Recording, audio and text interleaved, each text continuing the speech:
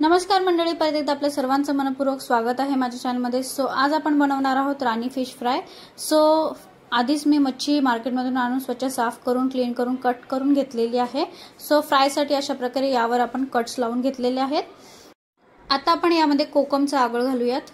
So इथे बघा मी कोकम आगळ घालून घेतलेला आहे। हे व्यवस्थित आपण आपल्या पूर्ण फिशला लावून घेऊयात आणि ह्यानंतर यावर आपल्याला चवीपुरतं मीठ ऍड करून घ्यायचं आहे।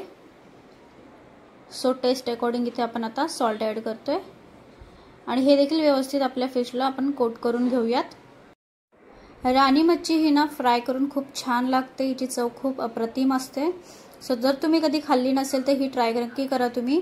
आणि ह्याच बरोबर जर आपण या चॅनलवर नवीन असाल तर प्लीज चॅनलला सबस्क्राइब नक्की करा आणि बेल आयकॉन नक्की प्रेस करा। सो आता आपण मसाला जो आहे आपला रेडी करून घेऊया फिशसाठी।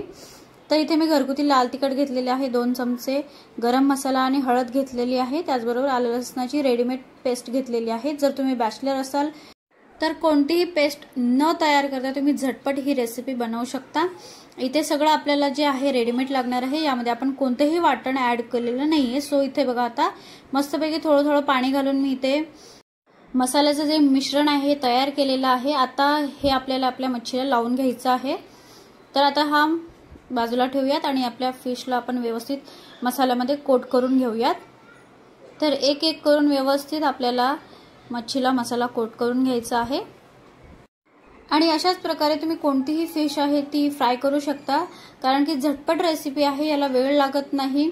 आणि मोस्टली जर तुमच्याकडे देखील वेळ नसेल तर तुम्ही ही अशीच मॅरिनेट करून जर स्टोर देखील केलीत 1 वीकसाठी तरीही बेस्ट आहे। सो व्यवस्थित मसाला कोट झालेला आहे आपला। आता आपण ह्यांना 10 ते 15 मिनिटं रेस्ट देऊयात आणि त्यानंतर आपण हे फ्राय करून घेऊयात। सो 10 to 15 मिनिट्स नंतर आपण गॅसवर आता इथे पॅन ठेवलेला आहे। पॅनमध्ये आपण ऑइल घालून घ्यायचं आहे आणि ऑइल हलकं गरम झालं की यामध्ये आपल्याला एक कढीपत्त्याची दांडी घालून घ्यायची आहे।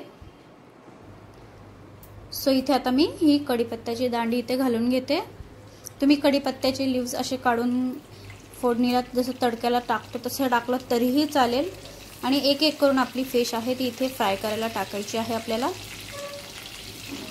आणि मध्यम आचेवर आपल्याला आधी 10 मिनिटं व्यवस्थित फिश एकाच बाजूने फ्राय करून घ्यायची आहे। आणि 10 मिनिटं झाल्यानंतर आपण दुसऱ्या बाजूने देखील व्यवस्थित आपली फिश जी आहे फ्राय करून घेणार आहोत।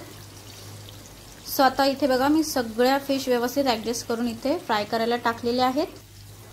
तर आता आपण 10 मिनिटं वाट बघायची आहे, त्यानंतर आपल्याला दुसऱ्या बाजूने देखील फिश व्यवस्थित फ्राय करून घ्यायची आहे। तर 10 मिनिटाचा वेट करूयात। सो 10 मिनिटाच्या वेट नंतर इथे आपली फिश जी आहे 1 साइड व्यवस्थित फ्राय झालेली आहे, तर दुसऱ्या बाजूने देखील आपण ती फ्राय करून घेऊयात। तर अशा प्रकारे आपण इथे ही दुसऱ्या बाजूने देखील फ्राय करून घेत आहोत। आणि ह्या फिश फ्रायला जास्त वेळ लागत नाही, अगदी झटपट रेसिपी आहे। भरपूर तुम्हाला याच्यामध्ये काही मेहनत करायची देखील गरज नाहीये। जर तुमच्याकडे वेळ नसेल तर तुम्ही ही पटकन रेसिपी बनवू शकता। आणि इथे आता आपली फिश जी आहे ही प्रॉपर फ्राय झालेली आहे। जर आपल्याला ही रेसिपी आवडली असेल तर सो प्लीज चॅनलला सबस्क्राइब नक्की करा आणि रेसिपीला लाईक नक्की करा। भेटूयात आपण नेक्स्ट रेसिपीमध्ये, तोपर्यंत धन्यवाद।